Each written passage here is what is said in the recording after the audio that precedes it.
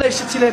সবাই ভাবছে বেলাল যখন আসছে, সবাই ভাবছে হয়তো আমার পেয়ার নবী এসে গিয়েছেন, আমার নবী মনে এসেছেন। যখন সবাই বলতেছে বেলাল কত বছর হয়েছে তোমার আজান শুনি না, একটু যদি আজান দিতা, আমাকে রিকোয়েস্ট করেন না, আমি পারবো না। তখন ইমামে হযরত হাসান হুসাইন কাছে আসলেন। তেনারা শাহজাদা রাসূলরা যখন বলেন হযরত বেলালকে আপনি একটু আজকে আজান দেন, আজানটা শুনতে মন চাচ্ছে, তখন হযরত বেলাল হাবশী শাহজাদা রাসূলদের কথা হুকুমটা ফেলতে পারলেন না।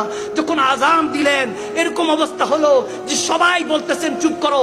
ওইদিন যখন আল্লাহু আকবার আল্লাহু আকবার বেলাল যখন ডাকতে শুরু করলেন, মক্কা মদিনার সমস্ত আশিক রাসূলরা, বিশেষ করে মক্কার আশিকরা সবাই ঘর থেকে বের হয়ে গেল।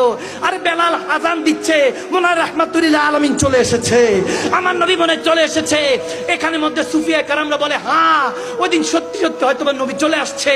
যখন হযরত বেলাল আমার নবীর নাম নিচ্ছে, আশহাদু আন্না মুহাম্মাদুর রাসূলুল্লাহ সাল্লাল্লাহু তাআলা সাল্লাম বলার সাথে সাথে আজরাইল আলাইহিস সালাম রূহ কবজ করে নিয়ে গেলেন। বেলাল ওখানে শেষ আজান দিয়ে যখন শাহাদাত বরণ করলেন, আমার কাছে মনে হয় ওদিন বেলাল ইন্তেকালের আগে বলতে লাগলেন, ये नाज ये अंदाज हमारे नहीं होते, अगर झोली में टुकड़े मुस्तफा तुम्हारे नहीं होते, मिलती हुजूर नाम के दर से भी इस मंगतों की हाँ गुजारे नहीं होते। মনে হয় ওদিন বলেছিলেন নবী না হয় এই দুনিয়ায়, না হয়েছি ফেরেশতা খোদার, হয়েছি গো নবী উম্মত আপনার, তার তরে শুকর হাজার বার সুবহানাল্লাহ।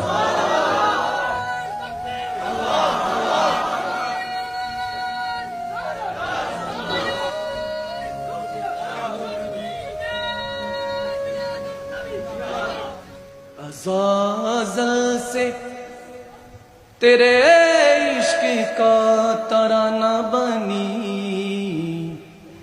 अज़ाज़ल से तेरे इश्क का तराना बनी, किसी को देखते ही रहना न